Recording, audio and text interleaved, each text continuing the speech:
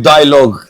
Welcome to the show. Today happens to be Thursday, and this morning we're Nanyama Collison and then our friend from ABB was taking you through some bits of importance of financial decisions and then some savings too as well.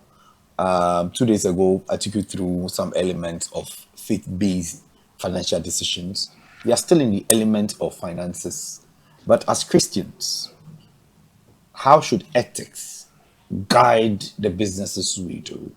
And then in holding certain portfolios, how are we expected to behave as Christians? And the basic understanding we can give to ethics is when no one is watching, what do you do? When no one is watching, what do you do? We have Christians who are manning giant businesses and they don't want to make astronomical profits. Yes, the language for every business is to make profits. But how do you navigate that as a Christian? Do you do that at the expense of your faith too? Ensure that, because I don't want to make profits, let me break even, that to make me go to heaven. These are the conversations we're having this evening on Adoa Dialogue. We've hoovered and combed, and then we've entered a place that the altar is all white. And then in the divinity of the whiteness, we've brought a divine person to speak on the subject. Is my ecumenical papa saying? I'll leave the rest of the accolades later. It's the person of Rev'D Canon, Dr. Patrick Okaijah-Bortier. He is the parish priest of St. Michael and All Angels Anglican Church, KORLE-GONNO. He's just 6 weeks in that church. How are you doing at KORLE-GONNO? I'm doing well. Grace has found me. And so I'm swimming in the grace, even as I don't know exactly what I'm doing, because I don't even understand the environment. You don't understand the environment? No, I can't. I don't assume to understand the environment when you have not been there for even 2 months. Okay. You need to study well so that you really understand without assuming. So is it fair to say that you've not settled yet? No, I've not. I've not settled, but I'm behaving as if in terms of vicarage, but yes. Settled to understand the pattern of it. I don't assume to have settled because there are a lot of things I'm here to learn. And so I'm taking it one at a time. But grace has found me to do what I am not capable of doing.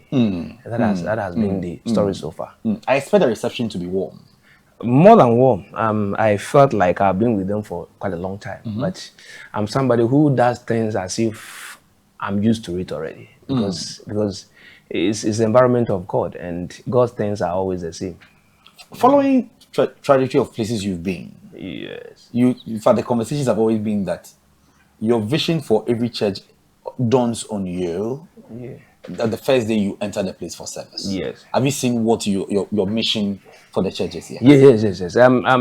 My first day of entering there, what the Lord told me was that, look, I'm more than enough to protect my people, and if they only look up to me and not go anywhere, they'll have sufficient protection from me. And so then I call the place the Angelic Hub. Yeah, and so that's the name you call the place now? Yes, the Angelic Hub. So now St. Michael and All Angels is now christened the Angelic Hub. Yeah, they are aware of this. I told them. You've told them? Yes. So you've given it Angelic Hub? Yes, Angelic KORLE-GONNO? Yes. How will you say it in Ghana? Both way away. Both way away. Yeah. Both way away. And then the other place is Scrap City. I don't know about that. Anyway, come on, welcome. We are streaming live on Facebook, Adoa Television Ghana. Those on YouTube, Adoa TV_GH. Christians in business and politics. How ethics should guide what we do so far as we are into this together. But are you ready for the FIFA World Cup 2026? Hello, Ghana. Let's go to the World Cup. Be there live in the US, Canada, and Mexico. Or say Mexico. As Ashton Travel and Tour Limited join us for the ultimate World Cup experience with packages, including full visa facilitation, travel insurance, match day tickets, transport, and guided city tours. Travel with the best. Book now on 0256 060 997 or 056 060 998. World Cup now. Here we come. History is about to be made as the Ghana First Tree Crop Investment Summit and Exhibition exercise is to take place from the 17th of 20th of February 2026 at the Accra International Conference Center at 8 a.m. prompt each day. The 4-day packed event is seeking to connect participants to investors, agribusiness leaders, traditional authorities, CEOs, and entrepreneurs across specialized 6 selected tree crops. They are looking at cashew, cocoa, oil, palm, rubber, mango, and shea (CCOMS) under the theme Sustainable Growth Through Tree Crop Investment, Resetting and Building Ghana's Green Economy. Headlined by His Excellency John Dramani Mahama, President of the Republic of Ghana, and His Royal Majesty Utufo Setutu II Asante Hene, with a grand gala night and awards on the final day, which will be attended by the Vice President of the Republic and the Ghana Chair. This is opportunity for you to be part of this big investment summit, whether you're looking to invest, network, sponsor, or exhibit what you have. Secure your spot now by calling 030-398-1790, 02449949580, or 020-814-4879. You can visit their website on www.tcda.gov.gh or gtcis.org to register and get more information. Connect with them across all social media platforms at TCDA Ghana. See comes beyond cocoa. The future is green. Be part of the first Tree Crop Investment Summit 2026. Canon. Yeah. Welcome to the show once again. Thank you very much. Now, basic understanding for ethics, which is supposed to guide our conversations throughout. From your own view, what would you call or will you prescribe to be ethical? Because some have argued that it is subjective. What people think, like the issue of morality. What is moral to Christians might not be morally wrong to people of the world or secular people. And then morality forms part of ethics. What would then call ethics? Yeah, ethics is the moral compass that determines one life, whether you are going right or wrong, whether you are on course or you have deviated. It's about what the fundamental principles of human life, and it determines what we do and what we don't do. It is not necessarily by laws, do's and don'ts, no, but it determines your life as you go on. I call it more or less like the milestone as you go along. So whether you are on track, whether you are doing the right thing, whether you are at the place you are or not, and individually you must decide. Nobody tells you whether you are wrong or right, but those compass. So it's inherent. Yeah, it's very, and when you come to within the context of Christianity, Christ has made it clear in the Sermon on the Mount, Matthew 5 to Matthew 7. It makes it clear who the Christian is and what you should do and what you shouldn't. You should do, and he even tells us that look, when you do these things, guided by this principle, you are blessed, especially in the Beatitude. And so ethics is about what guides your life and compass that directs your way. And that is what ethics is all about. But then it's not comfortable because sometimes it goes against your personal standing and principles. And you are to go against your own personal standing. Maybe you are a Gan, you have a way of doing things, you become a Christian. The Christian life determines this, your Gan life determines this, but you have to choose the Christian one. So then it goes against what you are familiar with because you want to be a Christian. And so it becomes challenging, can even confront you. But in the end, when you live with it, it will comfort you as well. And so that's what... So I try to say that it might bring some discomfort. Yeah, of course. I mean, if you are familiar with life, and this is what you are used to doing, and you are so familiar with it, so that... the end justify the means. And now you come to Christianity and he says, no, the end, even if it is not well end, can I go against you? And so then you know very well that this is what I'm familiar with, but I'm forced to go against it because this is what is demand of me. So far as my Christian life is concerned, and the injunction of my life. And so I'm compelled to go against what I'm familiar with. You know, everybody want to go by what you are familiar with. And now it wants you to think outside your familiarity. It brings a lot of discomfort. So if you're looking at ethics being a behavioral compass, yes, as Christians, when we have people in the foyer who are politicians, who are leading businesses, yes, they are business moguls. They are the movers and shakers of business, our economy, and then the political space too as well. And then they are in the church. What is our expectations from them? How do we expect them to behave in the endeavor they find themselves in whilst they are politicking? Whilst they are doing their political job, their political career, and then in their business space too as well. What is our expectation? You mean a Christian? As a Christian? There's no line of dichotomy between your Christian life in the home and Christian life in politics. That means you can't try to separate them. No, you don't.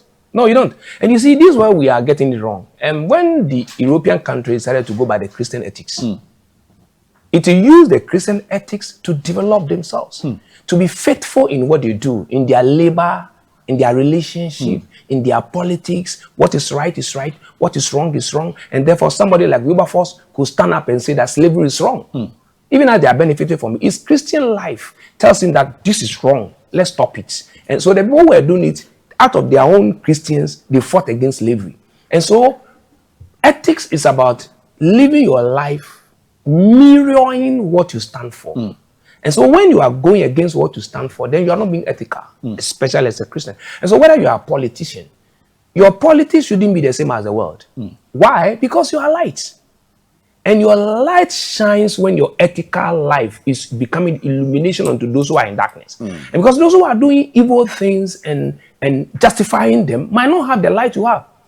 And therefore, even if you are doing the same as the other people are doing, then what's the distinction between you and them? And so, even when you find yourself in economics, in politics, in finance, you are given an opportunity to share light in that dark place. And that is why you must be distinct from them. And it's expected of you. And so then, sometimes they look at church leaders and give them certain positions to bring credibility to that institution. Are you still credible as church leaders? Now today, for instance, politicians are saying that they offer you projections, data science, so that you use the church, you use the pulpit to tell people that this is the direction God is taking us through. Are you being ethical in that? No, I mean, that's a skewed direction, skewed argument to make. Because you can't just say one person's own personal aggrandizement approach defines what the church entirely stands that self-aggrandizement is clouding sense of no, of the church. It can't cloud unless somebody wants to skew, because you need to give the full narrative and not a single story. You give a full narrative of direction the church goes. I mean, there are a lot of people in Ghana here. If they are not being given Christian education, they would have been worse off. And it shows in many ways. And that is why when people are in difficulty, they say church must help in redirecting the thinking of the people. Because everybody wants to be selfish. But people are trained to understand that, look, I am because you are. If I live for my brother. If my brother lives and is good, I'm also as good as my brother is. And that's what his beatitude teaches us. That even when you have strength, you must be meek. So that strength will be under control. Not to go against your brother or do evil against you. So that you remember that in the Christian life when we started, if you don't know anything about the Bible, they teach you the beatitude. Blessed are. So this is the life you must live. If anybody living contrary to that person is not practicing Christianity. And if a lawyer misbehaves, it doesn't mean that all lawyers are bad. And so when a Christian leader, so to speak, decides to do prediction, not prophecy, and the prediction goes wrong, just know it's prophecy. God, prophecy is not speaking your mind and coming to say you are sorry. Prophecy is speaking God's mind. And when God speaks, he doesn't apologize. And so those that are coming, and then the argument of science and science with data and prophecy and all that, they are just trying to hit heads. No, science has its place. And prophecy has its place. And prophecy is either you are foretelling or foretelling. It can be speaking God's mind or saying what exactly it is. Preaching is prophecy.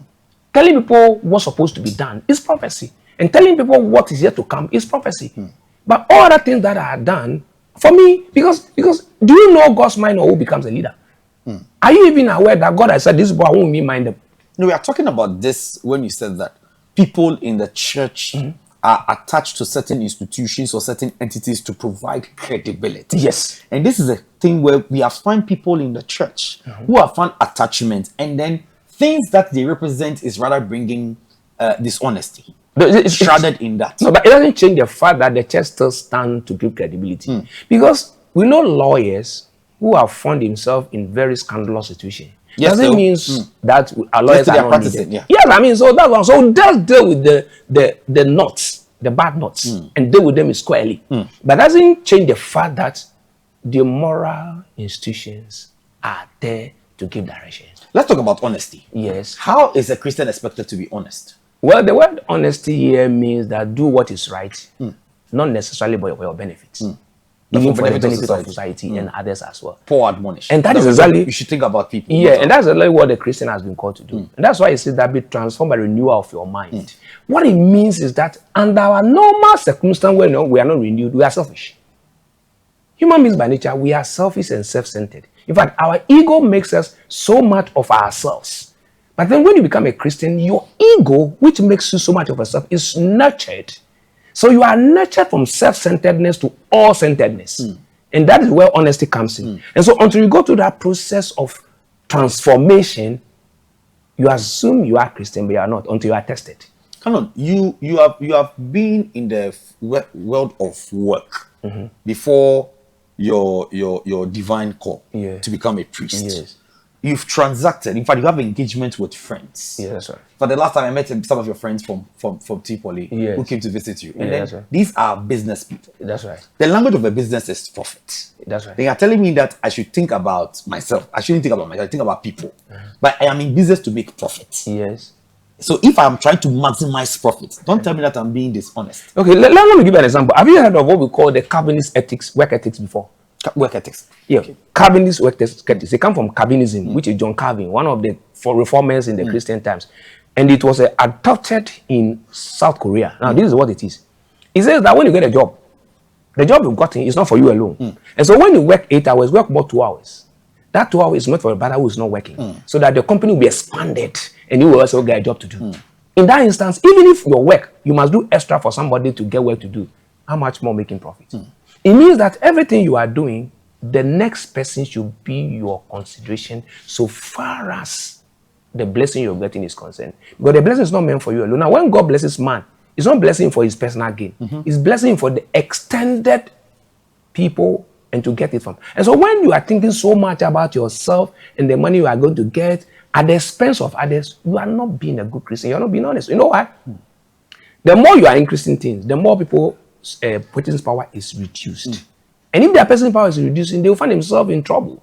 So who caused it? You cause them to be where they are supposed to be. And therefore, in your quest to make more money, you have made somebody a bad person. Kind of members of your congregations are the ones in the market. Yes. They are the ones with real economy. Yes. They're the ones where government is trying to put in place structural economic means. They are not reducing the prices of goods and commodities. They have to come to your church and pay fat offerings and say, God has done so much for them. What are you telling them? Well, you pay fat offering to receive blessing. But I'm telling you that if that money was not made genuinely with human being concern, God will reject it. They have a social responsibility as Christians. Yes. Which they want to make a lot of profit. How do they balance it then? How do you make somebody poorer so that you help other people? If you are increasing prices to make more profit, you make somebody poor. And you are making somebody poor so that that means that you are just doing it to show off. But if you really want to help people, just be fair in your dealings. That person you are helping indirectly, it is more of a blessing than showing off to others because you have made money. The reason being that money that is not made out of good work and sincerity, that money doesn't bring blessing. These are the things that ethic demands. And these are the things that bring discomfort. But in the end, you are being faithful to God in your Christian faith. And which is very important because you know what? When people look at you and see your faithfulness, and God sees that you are being faithful in your little business, it will give you big business because you are faithful in the little things He's given to you. But if the little one you are having, you are showing hard-handedness and you are showing unfaithfulness and you are showing greediness, then when you get a big one, what happens? And that's what the problem is. So you have not justified your qualification for blessings because your little blessing is bringing trouble to others. And when you get a big one, then you control the whole world. If I hear you clearly, meaning that you're saying that it's not bad to make profit as a business. Yeah. But at the end of the day, you should not make profit at the expense of somebody. Yes. You should not try to make profit that will make somebody poorer. That's it. Okay, once you do that, the things you get from it, and you want to even fulfill social obligations to the church, there's no blessing in it. No, there's no blessing. Okay. There's no blessing. We have owners of businesses who do not treat their workers fairly. They don't pay them well. And it even happens in the church. We have church workers who are being paid the least. People like drivers, security men, among other things there. And they think they are being ethical. No, there's nothing ethical about this. Remember when the Bible told the Israelites that they should be fair to their slaves? Because he told them that you were once a slave in Egypt and you were not treated well. You didn't like it. So don't do to others what you didn't like that were done to you and your forefathers. And therefore, if somebody is working for you, it doesn't mean the person or take out the person's persona being humanity, his glory and his image. There's something called imago Dei, the image of God. It's in the person. And so if you want to see God and give him money, give to the man that is working with you. You don't need to take all the money from them and give to God. God will not be happy with you. No, if it's due the person, especially when you agree with the person, this amount I will pay you. And bear in mind that that person is part of your production costs. Is it going to be so that your profit will be higher? Or it's going to be that that's fair. I'm going to get 10,000, but I'm giving 5,000 to the workers so that I get 5,000. Or I'm going to get 10,000, I'll take 7,000 and give 3,000 to them.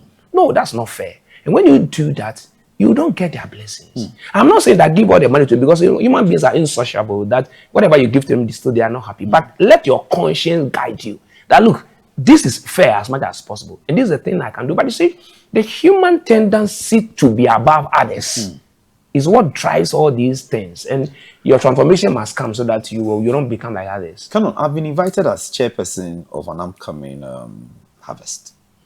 And as chairperson of the harvest, I'm expected to pay a certain amount. Oh, okay. Which is expected of the invitations we give and the caliber of people we invite as chairpersons to sit on this fundraising occasions in our church. And at that time, I want to put 200,000 Ghana cedis to support whatever invitation I've been given. You don't expect me to pay my staff more so that the church will suffer. Is that what I'm telling you? So there was a difference between you and armed robber. Are you calling me a thief? No, I'm asking you. For trying to contribute to the church? No, if the armed robber also takes the money from people and comes to give the church, he's also not contributing. Don't you need the money in the church? We need the money in the church. Don't you need the expansion? No, but we don't need people. Don't you need the projects to go? We need, but we don't need people who make others worse off to bring to the church. I can always take off my stuff. No, but take off. They are secondary. But no, they are not secondary. They are the working force for you to make the money. And if you don't treat them well, they don't pray and thank God for your life. Your immediate people of evangelism are the people who are working under you. And so your Christian life must reflect in your dealings with them. And if your Christian life is not reflecting in the dealings with them, your Christian life is shaky. They say don't bring religion to the workplace. Leave religion for the church. Leave prayer for the church. You cannot come to my workplace and come and pray. This is not an altar. Yeah, I'm telling you that the South Korea, they did that, and their companies expanded. So people are working. What happens is that you work extra, and then that money comes to the company. They expand and employ more people. Work ethics has been a principle for the European country until recently. They developed their country based on the Christian principles of the beatitude and also the Sermon on the Mount of contentment, of thanking God, of living to praise God and doing things that will justify God as the light of the world and the salt of the world. And so, if you don't bring your Christianity to bear on your work, then who are you? Bear in mind that the Christian life has been said that your conscience is purified. Conscience is not a faculty. Conscience is a process of reasoning. And in every reasoning, your conscience must be alive. So if we find Christians in present day, 2026, are still towing in the negativities of how Christians are expected to behave at their workplaces and in their businesses, can we then conclude and saying that they've not had a proper purging of mind, they've not had a proper renewal of mind, I think that their conscience have not been renewed?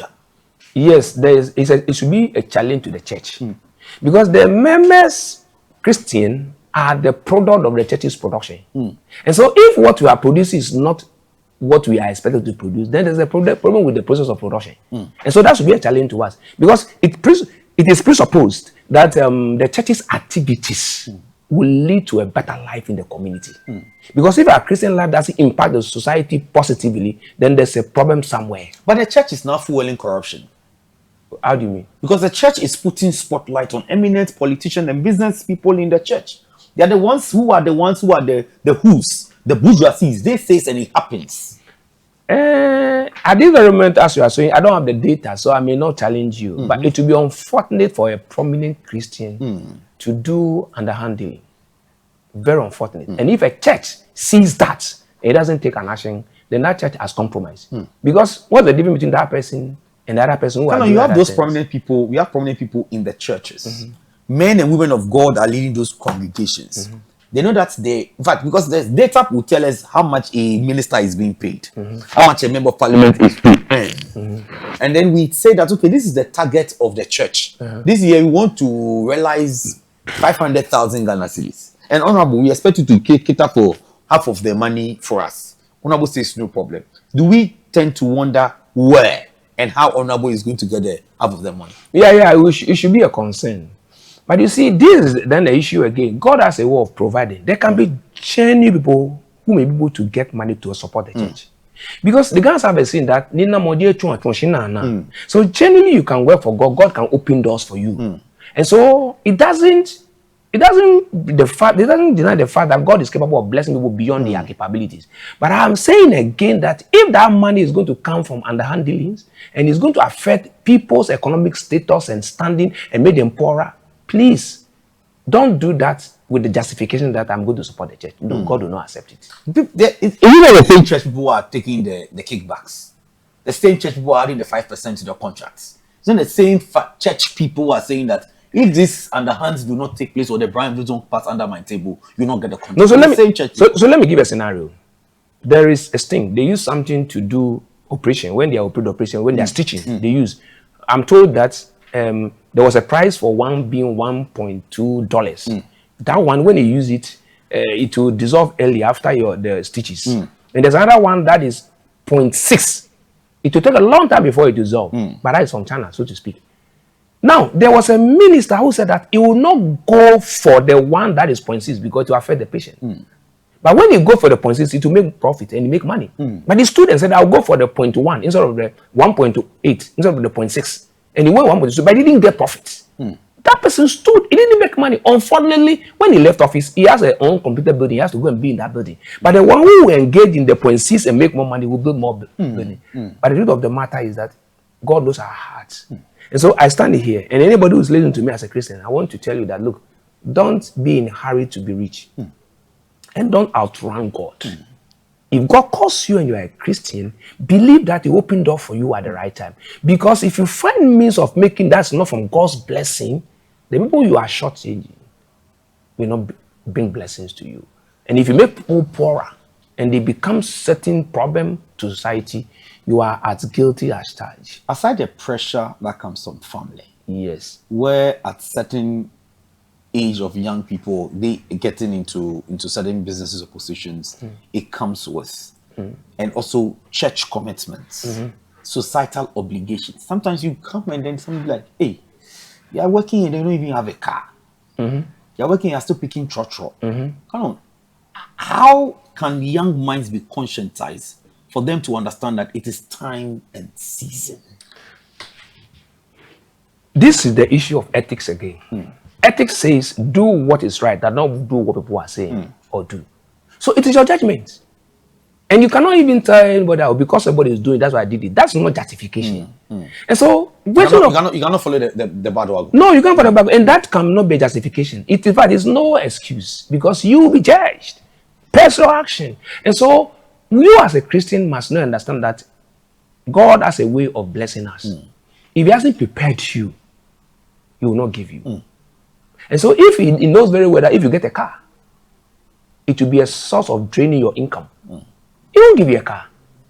And so when you go and get a car for yourself, you have brought your own trouble. God blessing is not in it. And so there's a need for you to wait when others are getting. Your time hasn't come yet. You don't need to push it and force it. Two issues. Either you get into a scandal or you will live your life regretting because you have gotten what you are not prepared for. And that's why you need to wait. I was telling one of the young priests that, look, I became a priest over 7-8 years before I had a car. Even that car, I had to do different kind of contribution from other people to be able to buy that car, which was even over 12-15 years old. But I've seen God's blessing going forward after 24 years in ministry. And so I believe in waiting. You don't need to push so much. Don't let anybody put pressure on you. Because when you find yourself in a scandalous situation, they'll not be there. No, they won't be there with you. The best they could do is come and visit you and sometimes look at you and see how you are faring. But that will be the end of it. But you have the responsibility, and I'm talking to Christians, that you have a responsibility to live your life with that ethical consideration that there's a God who I'm standing for. I mean, Daniel, what did he say? He said, we don't want this sumptuous food. The sumptuous food are the cars, are the largesse, are the traveling experience, are the chartered planes, are the different exotic first class things. Those are the food that they were going to be giving where they were as slaves. He said, no, we don't need it. We are familiar with herbs. Give us the vegetables. Let's eat the vegetables. We'll be fine with it. But in the end, they become well groomed than those who were eating those flesh things. And that's what ethics is. Because nobody was there. I mean, they were Jews, but their parents were not there to check them. But they knew and believed that it's better to trust God and be ethical in your thinking. Don't get yourself entangled and mingled and compromised and diluted with the things that are looking familiar and sumptuous and attractive. And they stood on their grounds. And finally, the result shows. So there are examples to look up to. And as far as standing for God is concerned, and that's ethical. The Lord shall renew. Certainly. Let's come again on the corruption bit. How do Christians survive in such a canker? Because a friend says that it is impossible to have an incorruptible politician in Africa. It is impossible. That is what. But the person said it's proud to the emergence of people like Ibrahim Traoré, proud to the emergence of people like my new Senegal president, proud to the emergence of some of these people. You get it. But at the end of the day, we are yet to see the end of their reign or the end of their tenure to see if indeed they are incorruptible. But how? No, Can we get it? I don't agree. You know, when Elijah told God, they've all decided to serve Baal, left to me alone. And God said, there are people who have not served him. We call them the remnants.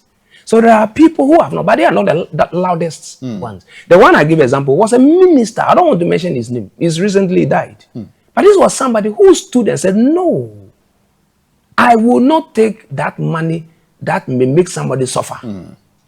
I won't go for the $0.6. I will go for the 1.8 so that the person can get that dissolving of the cities on time. That's a faithful politician. A lot of people will not do, but he did it. To the extent that the consequence was that he has to stay in his uncompleted house. You know what? Happy? His wife left him and married another politician. But afterwards, he lived a good life. And he had this. So God has a way of settling people. And even the prophet who stood for God, the birds came to feed them. And so I believe and trust that to say that almost everybody is corrupt is to ring the bell of no mercy. Oh, tell you it's a no mercy. Everybody is doing it. You can't stand alone. So also continue. But then Bible says that Elijah was told that there are other people who have not, bowed to Baal. So there are remnants, there are people who are faithful, and there are rewards that they are getting. And so I believe that if you, let's say everybody is going against, I want to stand for God. We call it alone for God. And it can make the difference. He is capable Won't of you be the lone ranger? Won't you be deserted? Well, Jesus was the lone ranger. His own people thought he was mad. Because what he was doing was abnormal. At the point they were going to take him to keep him because it was like he was doing something. But he stood in his ground. And so sometimes it's good to be alone. Sometimes it's good to be non-conformist to the society. It will cost you, but there will be a reward. It will cost you. Sometimes it will cost my political career. If I don't find means to satisfy the political demands, where what I am getting cannot meet up to that demand, I am forced to get... Is politics the only career? But I'm a career politician. And so then redefine your career. And you know, sometimes when people get to know who you stand for, they know how to deal with you. But the way you carry yourself, that's how you are handled.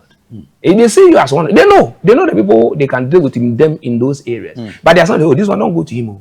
In fact, they said in their minds, because they have endeared yourself to them in what to stand for. So they won't even bring to you. In fact, when they are calling people for coup d'etat, they know who they call. Because they know some people, when they call them, they will release the information out. And so the way you endure yourself, the way you position yourself, that's how you are dealt with. How do you set yourself apart? Set yourself apart is to say no, and it is no. Let the yeah be yeah, and let your no be no. It is all. It's not that easy. Nothing. You will not survive the politics. No, nothing. That's why I told you that. We Christians are in politics. We are suffering.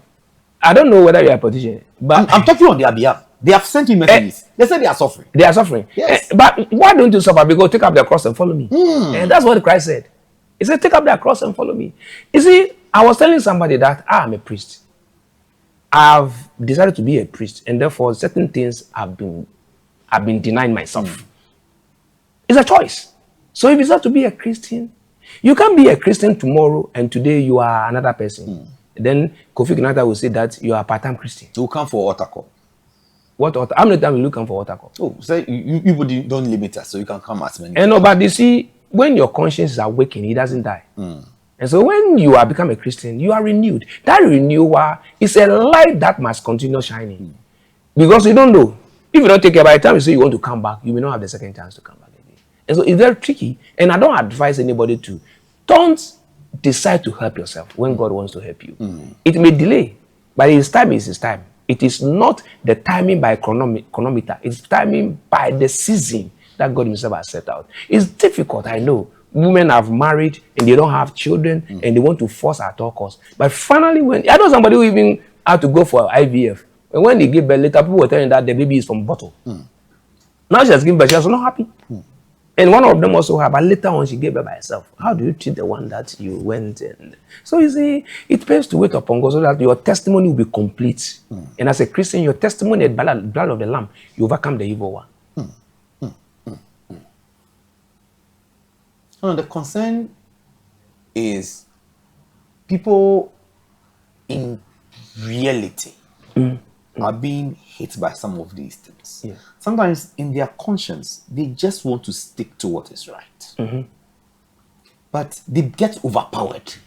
One, by the company they keep, the associates, and it has become, you've made mention of normative. It's become a norm that if you hold this certain level of position as a politician, once you are a politician and called a politician, there's a way you have to behave. So this is again where I'm coming with the issue of ethics. If this what I say is to go by, there's no need for ethics. But ethics tells you that people are doing all the things they are doing, but you have to do what is expected of you so far as ethical considerations is concerned. So Jesus made the sense that there's a way that's met right unto man, but the end thereof is destruction. And so all that they are doing, give the broad way. All that everybody is doing is a broad way. But you are going by the narrow way. It means that the narrow way is what a lot of people will not like to go through or go on or go by. And that's why my point is that you are a Christian. It's not to be a Christian. So you are guided by what scripture says. I know it's not going to be easy because I live in the same world. Sometimes as a priest, I'm also challenged. Sometimes as a priest, I'm compared to pay the bills. I'm compared to go away to justify, because sometimes it's delaying. But what testimony will you have if you are going by what everybody is doing? Then you have nothing. You have no testimony. A Christian without a testimony is a tasteless Christian. But your testimony only come when you go by the ethics. My testimony will be when I'm able to buy V8. My testimony is when I bought a big car. My testimony is when I'm able to go and build a house in the village for my mother. Okay. Then they'll say that, oh, Honorable has done well. He's been able to build for the mother. So, in fact, I'll get the accolades that, I've been able to, remove the roofing of my church and I've done it as a business person. That is the testimony we are talking about. So what is testimony? Manifesting what God has done for you. Is it God who did it? God has done it. God has done it. Yes. At whose expense? Well, I'm telling the thing to you. At whose expense? Well, no. I mean that is the point I'm making. Is I want to be as real as possible. Can also being real with you. And also that's what reality is. And also hammer on what the Christian. So you and I will now agree that ethical life is not easy to live. That's true. That's why I raised the point that it brings discomfort. If you're a Christian, you don't get discomfort in your decision, then you're not a Christian. You must take a hard decision for yourself and say to you that for the sake of Christ, I'm going to go against what everybody is doing. I mean, that's it. You know why? Some people are doing it, they are not caught. But the day you will do that's when you are caught. So don't even assume that they have done it and they are free and it's norm. It is you doing it that you will be caught. And that's why you must understand that stay what's expected of you so that you can have a means of satisfaction within. Because people have done things and it's more sure, but they don't have satisfaction within because they know they have stepped on a lot of toes and they're not happy about. And so why would you do something and you feel insecure afterwards that you have? Everybody seeing you smiling, but deep within you, you are not happy. I prefer doing what to please God. It's not easy. How do you avoid it? Because it's okay about the discomfort. Yes. It's not comfortable to be ethical. Yes. The temptation will come. You'll be approached. In fact, the avenues for you to act so much on ethical is going to be presented to you. How do we avoid it as Christians? So the way we avoid it first and foremost is to have a relationship with Christ. And once you have a relationship with Christ, your mind will be renewed. And once your mind is renewed, your nature is nurtured. And once your nature is nurtured, you can be presented as a living sacrifice, acceptable unto the Lord. So it is not a day. It is not an hour. It's not a week. It's a process you go through. You fall, you rise, you fall, you rise. But you are making effort. I want to please God, but no man. It doesn't mean you make mistake. You won't be mistaken. It doesn't mean you won't do those things. But the moment you do, you realize when your conscience tells you it's wrong, you don't justify it. Through that, gradually you work on yourself. Gradually. It will take a lot of time. In fact, it's a whole journey of life. But what I don't want to hear is that this is normal. No, I don't. Because if it is normal, everybody is doing normal. Who checks you? And then what is the essence of Christianity being there? Then you better close all the churches. But the essence of the church being there is to transform humanity from brokenness to wholeness, from vulnerability to capability, from uselessness to usefulness. And so when we are doing what those uselessness and vulnerability and brokenness are doing, then there does no distinction. And so you go through the process gradually. You walk with God daily. The hymn says that whatever I do I have known, no matter how I do it, let me tear it from my heart that I'm able to breast so that I worship only you. That's in our hymn, in 2630. And that is where it is. Acknowledging the fact that human beings are vulnerable. They can do all the wrong things. They can go all the way to satisfy themselves. But that is not pleasing God. And so God is far from you. But I want to walk with you, a closer walk with you. And I can only close with you if I don't get involved in these things. Kano, you know that, from what you're saying, I don't think that we Christians can be politicians. Because you expect us to act like saints as a politician because I'm a Christian. But the tenets of the game will not make me act in that way. I have an election to win. I need to become popular. People need to know that this honorable is a working honorable. It's a show honorable. Honorables do and say. They are telling me that I should stick to what I have. And so the honorables you are talking, are people happy with them in genuine sense, the way they do things? Are the people happy with them? There are some honorables that have been declared life MPs in their constituencies. Only God knows what they are doing. That until they say they declare, I won't contest again. They are winning elections. But the truth of the matter is, are people happy with them when, in the true sense of happiness, are people happy with the way they do things? We are not happy, but we assume, we are pretending that they are good. But in the reason we will say we should judge them or justify them or examine them, we will say that these people, what they are doing is not right. But you see, then comes again the issue of normalcy. Oh, it's normal. Let's go by it. It's normal. I believe Christians can be Christians and they can also be politicians. Okay, let me start an example. I, as a staunch Anglican, one day I'm holding office and then they tell me that we are supposed to get cuts, pay this, do that, and do all this shady stuff. I said, okay, I won't do it. But people from my campaign team goes to do it. Maybe whether knowing or unknowing, but at the end of the day, I am not entangled. Do I also fall foul? No, you don't. You know, if what they are doing, you don't condone or connive, then you don't fall foul. But Romans chapter 1, the last says that not only those who do this, but those who condone. And the law of condoning and conniving is there too. So I'm aware they've got to do it, but I add myself. You've talked to them, but it comes to my advantage. Whatever they're doing is going to my advantage. That's a tricky issue. Because do you tie them down? But as much as possible, be sincere and let them know the consequences of such behavior.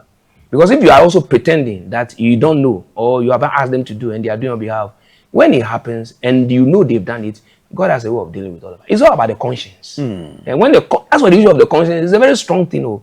But people intentionally seal their conscience so that it will work. We call it seared conscience. It means that when you are even doing wrong, you don't see. When you read that level, you are a loose cannon. And I don't wish that anybody read that level. You are loose cannon? Yes. A cannon as in cannon as a title? A cannon as in ammunition. Ammunition. Like Arsenal. Arsenal. Okay. All right. Cannon, let's if you speak about the word on sincerity. I want us to probably go on a break. Like, go on break when we are done answering this one. Sincerity. Let's come on truths. I've had the theory where they say there are levels of truths. there is my truths, there is your truths, and then the truth is there. And in politics, loyalty really counts. Against all odds, you need to be loyal to comradeship. How do we survive this when we know very well that maybe the act or deed that my fellow Christian politician has done is not what is expected of us to do as Christians, but I'm supposed to show what? Comradeship. How do we live it? Then the law of condole and conava will catch up with you. It's not that that's wrong and you want to cover the person up. You're as guilty as the person who has done it. And so if the person has gone against the law, let the law take its place. It's not about comradeship. What is comradeship? When somebody's life is at stake. Standing for you. Being there for you. Loyalty. Next time you will be the victim. Even against all odds, no, I have to be next time you will be the victim. If you support the person wrongdoing, if he doesn't get anybody to do, will do to you. As much as possible, you must be fair because you know sometimes it's even good to correct your own people. Because when you correct them, they kneel to your benefit later. But if you allow them to do because you don't want to, because your child is doing something wrong, you will one day he will shoot you. Because it's become normal for him. And so we need to, the first people we should correct the people who are close to us. The first people we should direct is the people who are close to us. When they know what is right, then you have the moral authority to go outside to talk to others. And it's very important. But if you want to, I don't want to show my nakedness. I don't want to. We've seen there are examples of people who do more of clanship than nationalism. They end up not be able to do well to guard the nation. If you want to use chronism and nepotism and comradeship, you will lose your leadership influence. Because they'll be able to give the command, nobody will take it. Because you will compromise yourself.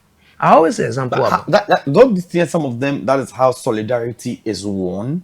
How they can also rise in the political ladder if they do not do this chronism, this clanism, this comradeship at the expense of nation building.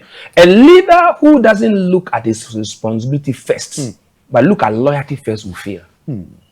The real loyalty comes when people believe in what you are doing and want to help you to achieve it. But not to satisfy them at expense, because every leader comes to solve a problem. Leaders don't emerge for the superficial benefit of it. Every leader emerges.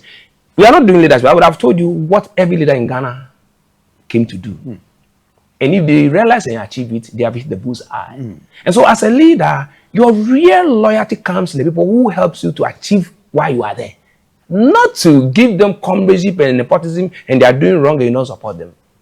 No, that's not the issue. So as a Christian, first and foremost, you must look at the larger picture and ask yourself, those around me, are they helping me to achieve it? If they don't help you to achieve it, to make humanity better, then you better take them off. Thank you, Ghana. Can we be back right after this 10? So we cool off a bit, just watching Adoa Dialogue. And today we are looking at ethics for Christians who are in business and then also in politics. And we've underscored, I was always keeping that it is impossible for a Christian to become a politician. But Canon has said that it is possible for a Christian to be a politician, provided that your conscience is guiding you to do what is right. We'll be right back after this quick turn.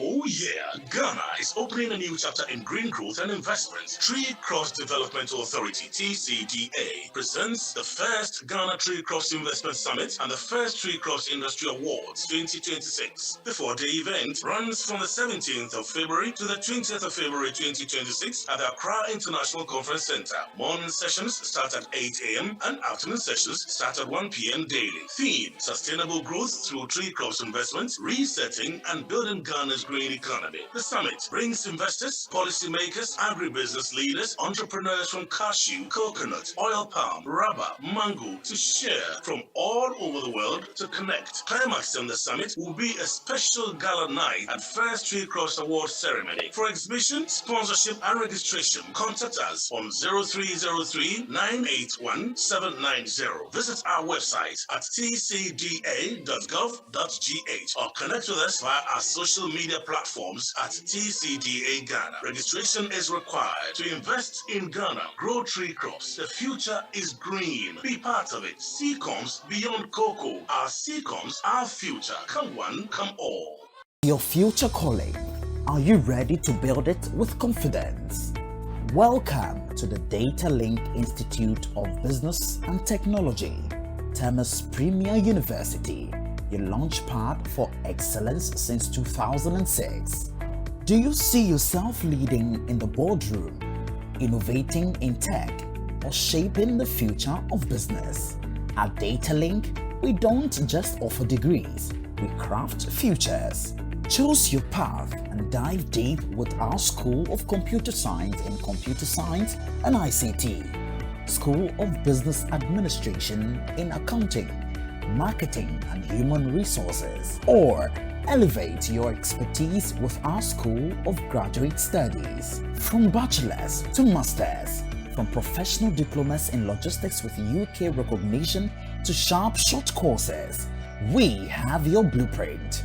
Gain global exposure through our international certification programs in partnership with City Institute of Higher Learning, a leading Canadian university. Stand out with qualifications recognized around the world. Accredited by the Ghana Tertiary Institution Commission and affiliated to the Kwame Nkrumah University of Science and Technology, we blend theory with real-world practice, develop skills that employers seek, and we believe talent deserves a chance. That's why we support brilliant minds with scholarships. Did you struggle with your SHS result? We've got you covered. DataLink provides special bridging and support programs to help you better your grades and confidently pursue your dream career. Join our specialized security services packages, offering certificates, diplomas, and degree programs tailored for various capacity building in shaping professional acumen. We are more than a campus.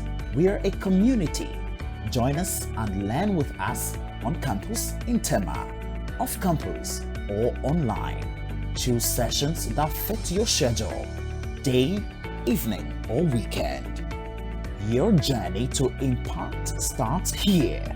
Visit our campuses on Community 10, 5th Avenue, or Community 6, Tema.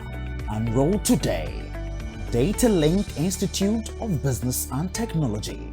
Building careers, transforming futures. The future is bright. The future is Data Link.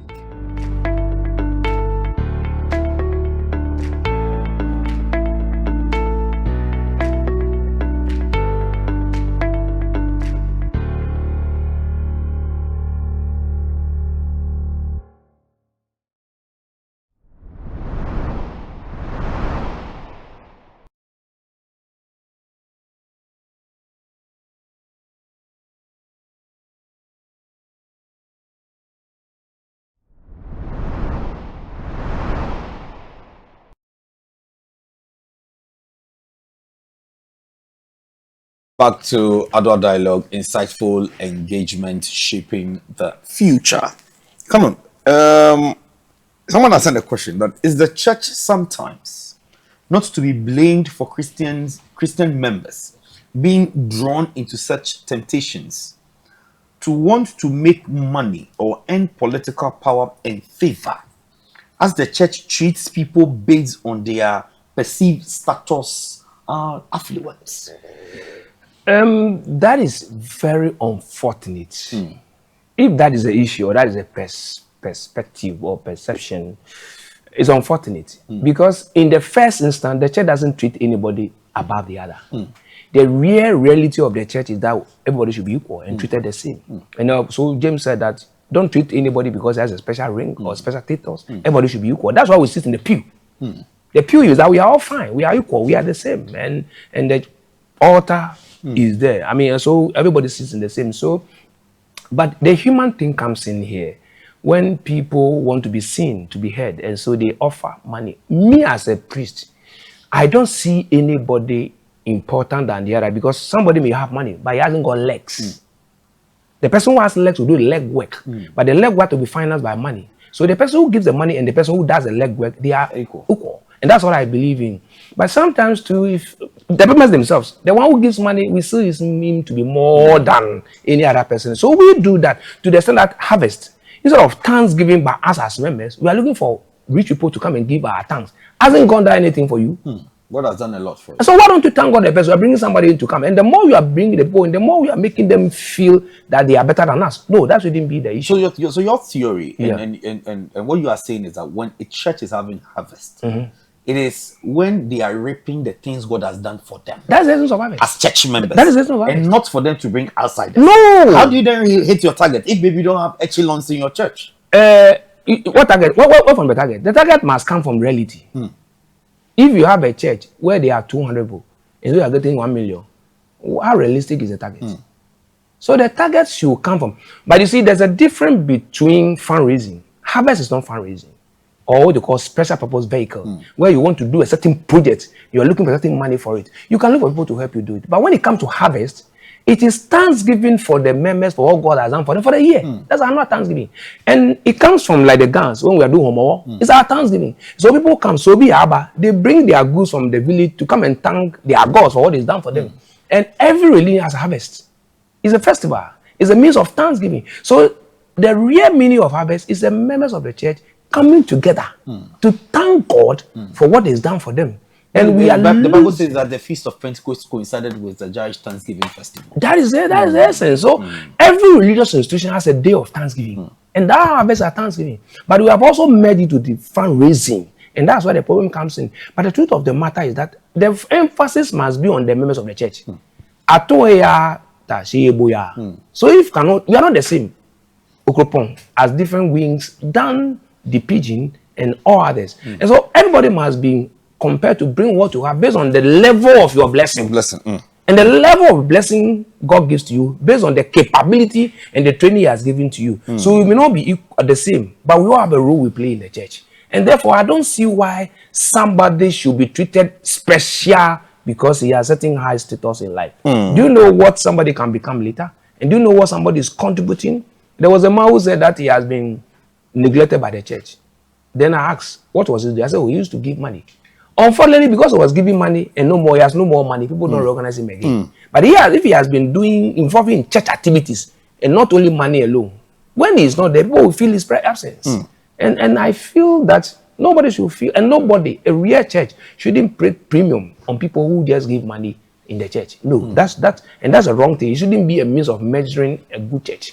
And that shouldn't be the issue. So the church doesn't force people to do those things. No, the church doesn't, in the real sense of it. Fine, the church doesn't. But we've seen holy clerics of yourself.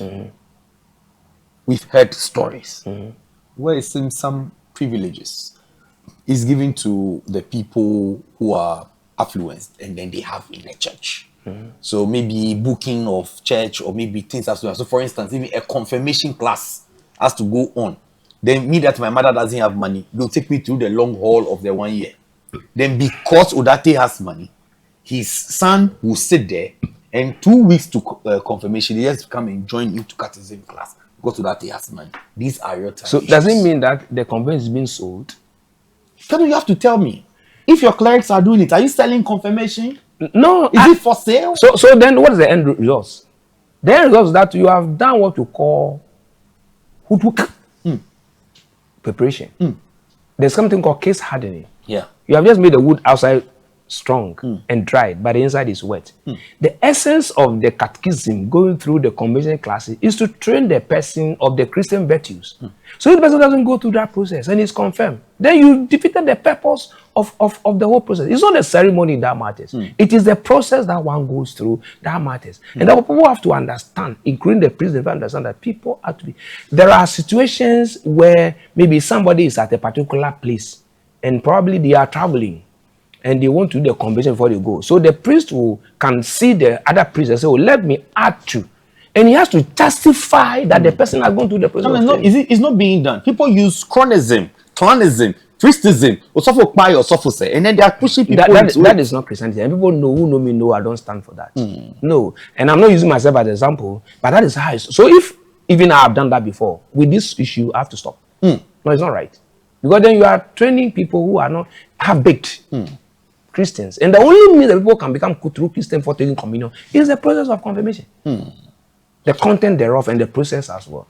Come on, a young politician says that he's in dilemma. Choosing the principle of popularity, which it comes with being a politician, the principle of social justice or fairness, and also the principle of personal advantage. As a business, I have to have a competitive advantage over my competitors. Where do you put me as a Christian? What should I choose? The business people have killer instincts. The Christians have conscience. Instinct helps you to achieve something without thinking about anybody. Conscience tells you what to do with people in mind so that you don't affect them negatively. And so even as businessmen have the killer instinct, they don't mind affecting all other people to achieve their profits. Christians have conscience, and your conscience will prick you. And that is the distinction between you as a Christian and the one who is not a Christian. Let me tell you something. The difference between animals and human beings is instincts and conscience. Animals use their instincts, and human beings conscience. The moment you are using your instincts and not your conscience, you are not different from an animal. And therefore, the animals don't bother the environment. Whatever they want to do for them to feel fine, they will. Why is it that when you feel like you should use yourself, you don't stand anywhere to do it? But you go to the right place. That is the issue. Because you know very well, do animals do that? They can stand it. That is a distinction between you. Because your conscience tells you that what you are going to do is wrong. We are more rational. Yes. No matter how you feel, no matter how you're running, the stomach is running. We don't stand there and mess yourself up, isn't it? That's between you and the animal. And so you don't use their conscience, their instinct to do things and say that they are doing it. Also, you have your conscience as human. The real human being uses his conscience to do something and it judges him. And that's how it's supposed to be like. Shouldn't we matter what people would how they would box us when we want to stand on the path of fairness, on the path of justice, on the path of a purge conscience, where then people see that no, he's behaving in a certain way, as if that I am a social misfit, or because I am calling for fairness. Shouldn't it be of a concern to me? Because I cannot be in the midst of people where I am the only person. Now, instead of me calling for what is right, they've rather made me the black cat, the black sheep of the family.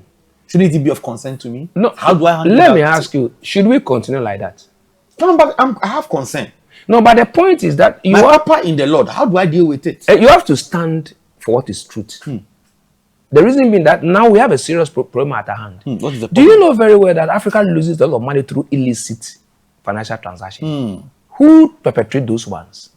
I don't know the people who want to use instinct and kill business strategies to make money and connive with foreign entities to take our money away. We want to solve that problem. If we are going to go by all these are talking about, everybody will go the way of what others have done to deprive the communities of development, of roads and of money that are going through a lot of illicit means of transaction. Somebody has to stand up and do the right thing. It will take a man of conscience, a man whose mind has been transformed, a man who has the ethics governing him to be able to say no. And this is where we are going to come from. Else we'll talk, it will be talk shock and no be solution. We need a solution, but the solution lies in a reformed mind. A man who will say, I'm not going to do what they are doing.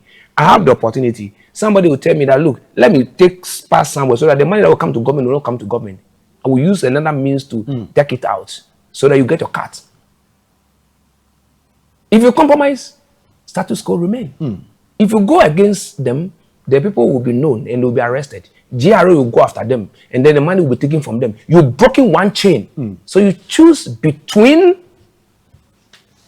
what is right, what's wrong. That's where you find yourself in a dilemma. In the midst of your dilemma, let your conscience work. Let your ethics come to play. Those who are wanting their conscience to work, you've spoken about solution. Yeah, that's right. Solution beginning with the conscience. That's right. But as an institution, as a fabric of morality, Yes. that church, how do we support politicians in our congregation, business people, to purge their minds, for their conscience to be on the path of right, to ensure that they do not do things at the expense of somebody else? How do you support that? Yeah, let me give an example. The one that I said that he decided not to go by that $1.8 as against the 0.6.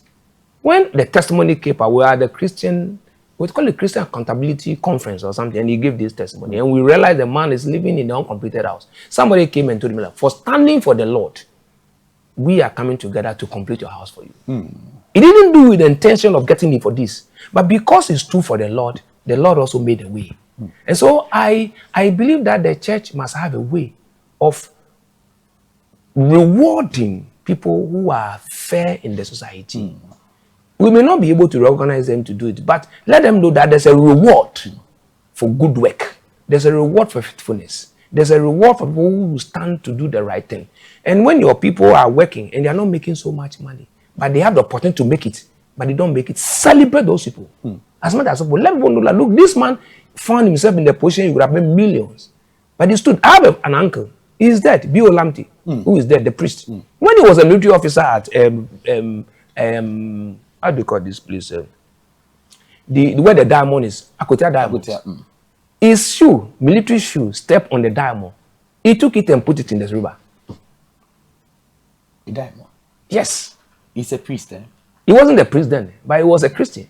He later on became a priest. He put in diamond. Even the wife was thinking it was not normal. Which is true. Yeah, and but that is what it is. That you are confronted with. Because the way we are going about things, then it means that the norm, the good things become exception, and the wrong things are becoming norm. So then somebody leaves money in somebody's car and he takes to the police station and we are celebrating him. It's good to celebrate him, it's fine.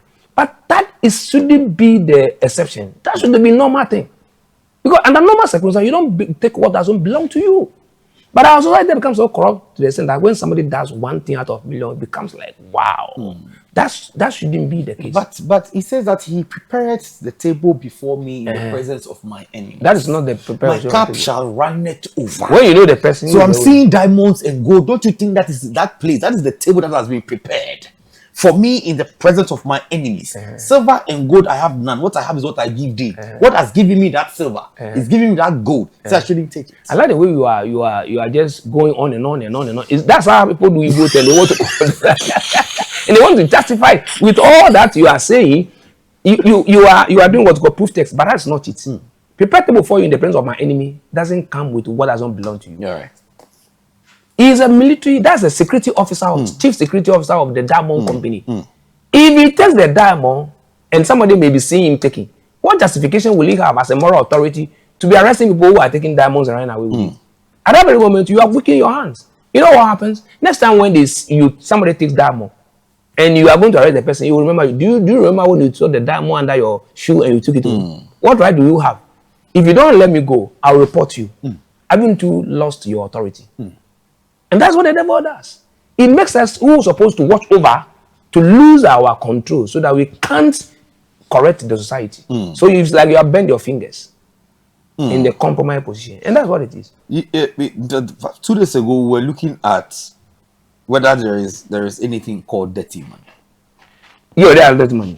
So where people bring in money that is not from approved sources, like money ritual, money gotten from greed, among other things there. Yeah. Someone is asking, is it possible for the church to verify the source of some of these huge and exorbitant donations to the church that might not be clean sources, quote and unquote, would it help as deterrent enough to members who are engaging in dirty and shady businesses and who are taking political advantage to make money and come to show off for recognition and in church? Well, I've not found myself in a situation like this, but if I get to see a member of our church, I may not need the amount of money is brought to the church, but if I'm aware and he's a drug dealer and I can identify his money and he's given to me, I don't see why I shouldn't go and give that drug dealer money to him back. If I'm confronted, because at that very moment I'm tested to see whether I'm interested more in the money or I'm concerned about the effect of the person's activity. Because you know what? As much as possible, we must not dilute God's blessings. No, we must not dilute God's blessings. I mean, if this thing will make me achieve my target, but do you know what God intends doing? No, you don't know. You know what God intends doing. So I believe and trust that people may be doing a lot of underhand dealings. You may not even know. But sincerely speaking, when you are confronted with the issue, choose between God and man. And you realize that this man into this or into that, into this, and it's wrong. If for nothing at all, call him, have a discussion with him, and let him know that what he's doing doesn't bring glory to God. If for nothing at all, at If least you call him, don't you stop. buy you car. Oh, I don't need his car. He won't buy you. In fact, you help you support, pay the fees of your children. No, I won't. I don't want anybody to contaminate God's blessing. Because you know what? For all you know, whatever he gives to you is 10% of God's blessing. But everybody will say that he has given you that. Meanwhile, it's 10% alone. So the glory doesn't go to God. It goes to man. And you have deprived God his blessing. He won't bless you again. Come on. We have over 60% of Ghana's population being Christians. Yeah, 70 something. Yes. The level of rot and corruption in our society keeps crippling.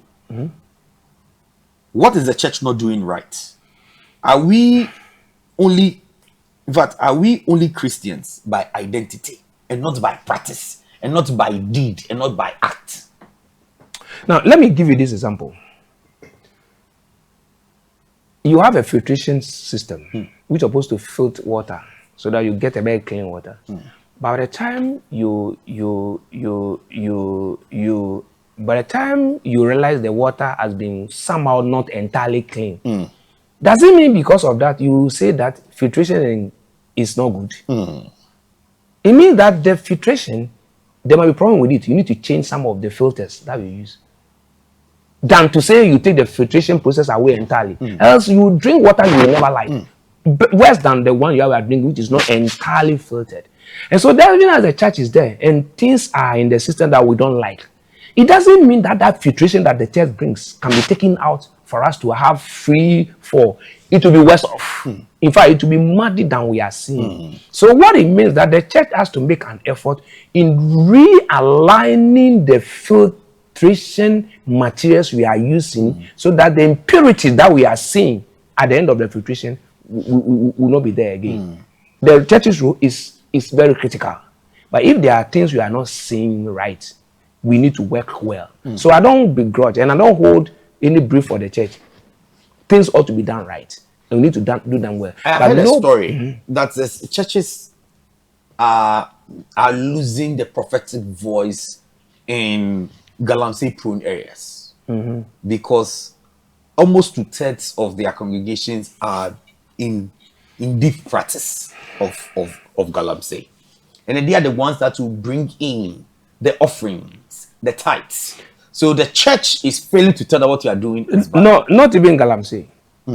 Even in the urban area, the people who come to church are the people in the banks and in the procurement processes and all that. So what you see in Galamsey is the same thing you are seeing. They say if you are getting all the money, you are getting clean. I'm also getting the money unclean. We are all getting the money. Yeah. The truth of the matter is that we are not faithful people. And we don't allow the church's principle to guide our lives. And how do we then let the church guide or principles guide our everyday life? Because there's been a difficulty. Yes. We are going to church all right. We are paying what we are supposed to get. People are being blessed, whether it is true, normal way or normal way, they think that they are being blessed. At the end of the day, society keeps rotting. The filtration that you think the church has to do, that there's a problem, the future is not being done, or it's not working. But as Christians, how do we go about our everyday life emulating the teachings of the church? Okay, so it's a chicken and egg situation. In one breath, the church has to intensify its teaching and make the teachings good, better than we are doing now. Enough of the prosperity gospel. Yeah. Enough of quick to reach quick syndrome. Enough of if you are a Christian, you must be rich. Enough of if you are a Christian, you must be worthy. Enough of if you are a Christian, you must live. We must now go back to the basis and teach the Christian life of transformation, the Christian life of impartation, the Christian life of looking up to Christ, who directs and provides. And I believe when we do that, it will be well. The other side of it is also that the people who also receive the message must let the message translate into their activities. Because it's one day receiving. If you're not ready to change, nobody can force you. Then ethics comes in, because ethics is not like a policeman who will force you to do what is right. Your conscience will prick you to do what is right. And conscience is a process. What you put in is what brings out. If you put in normal, everything is fine. It is what determines your life. But if you put in that I must satisfy what Christ expects me and to please him, is what comes out of you. So you yourself also, when you receive the message, must put into practice. That if you don't do that, the effect on humanity we don't like. Galam say the effect on humanity we don't like. Corruption, the effect on humanity we don't like. And the handling, the effect on humanity, illicit trap, everything we are doing, that the effect on humanity we don't like. So if we don't like the effect on humanity, what do? We need to change. And we have to change. So don't complain about what you are saying that is not right. Tell to yourself, if nobody does right, I will do right. And I will be an example for others to follow. So I will epitomize what I want to talk about. Regina wanted us to open the phone lines by just 1 minute that I have. So maybe if you are trying to call, I'm sorry. It's I think the full responsibility. I've been engulfed in the conversation, but my producers opened the phone lines earlier. So if you have any concerns, just send the messages. We'll send it to Canon on WhatsApp. You respond, and then maybe subsequently on the Adoa Dialogue series, we'll come and then respond to it. Come on, finally, what do you tell us? It has been a very interesting discussion. I teach Christian ethics and leadership at university, and it is not easy to lead a Christian life. But you know what? You can have all the fanciful things, but if you don't have the moral compass to lead you, you may be right today, you may be wrong tomorrow. And people can do things and succeed today, but what sustains life is your moral ethics. And that is what I believe that we should be having. Because everything God will give to us, He prepares us. Everything God will give to us, He has adequately positioned us. And the process of positioning and preparation is what is waiting. So they are getting, I shouldn't get, I should get. That is not a Christian life. It will take long to come. But when God decides to give to you, it will come to you. So whether you are a politician, whether you are in marriage, whether you are into business, whether you are a financial person, whether everywhere you find yourself, your Christian life must come to the fore, must come to play in your life. It is not going to be easy. It will cause you discomfort, but in the end, God will be justified. And when you live right, you live life. And live right. You live life. That's right. That's the nuggets we are taking away from today's conversation. It's been a very lengthy one. It's a huge dose. Every minute of it is being hit hard. Canon, thank you for coming in. Reverend Canon Dr. Patrick Okaijah-Bortier is a parish priest of St. Michael and All Angels Anglican Church in KORLE-GONNO. Now he is christening the church, the angelic hub. In fact, the place where all the angels are living. That's why the name is St. Michael and All Angels. Since now I am Saint Pepsival, me too, I'm an angelic force. I am going to be. By the time I'm done with this series, maybe they ordain me. But yes, so thanks for being part of the conversation. Thanks for watching too as well. Big ups to the production team. Regina and Lester and Elizabeth have put together this wonderful topics for discussion, and they've invited the finest of brains for us to have conversations with them. Tomorrow the conversations continues, and then we come back on Monday too as well.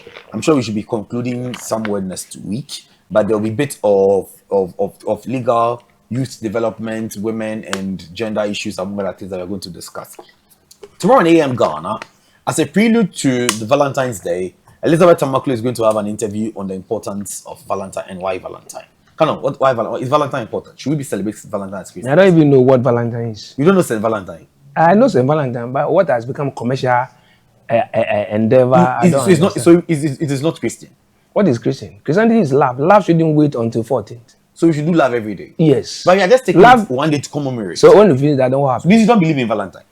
It's a feast we celebrate. The one we feel just like others we celebrate. The I'll call mother emphasis- and ask mother that the time people were young, were you buying Valentine? In fact, until I became a priest, nobody has ever given me Valentine card before. ah, Yes. come on, you've nashed. When you say you've nashed, do you understand? No, I don't understand. Kind of nash sketch.